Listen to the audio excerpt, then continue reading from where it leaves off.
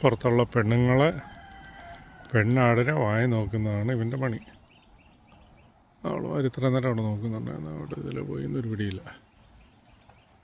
ഇതേ നിൽക്കുന്ന 3 അയലക്കാരൻ്റെ 3 പെണ്ണാണ്.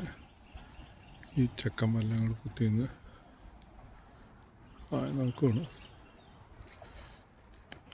വലിയ സങ്കടമായിപ്പോയി പുള്ളിക്ക്. ഇനി പുല്ല് തിന്നേക്കാന്ന് വിചാരിച്ചു. പുല്ല് വേണ്ടായിരുന്നു.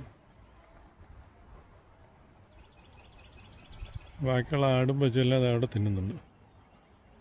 അതിനൊന്നും ഒരു കുഴപ്പമില്ല.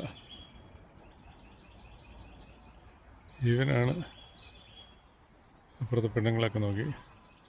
ഇവനൊരു പോക്ക് പോയിട്ട് വന്നതാണ്. അവൻ ഓടിച്ച് കയറ്റിയാണ്. അത് വേറെ കാര്യം.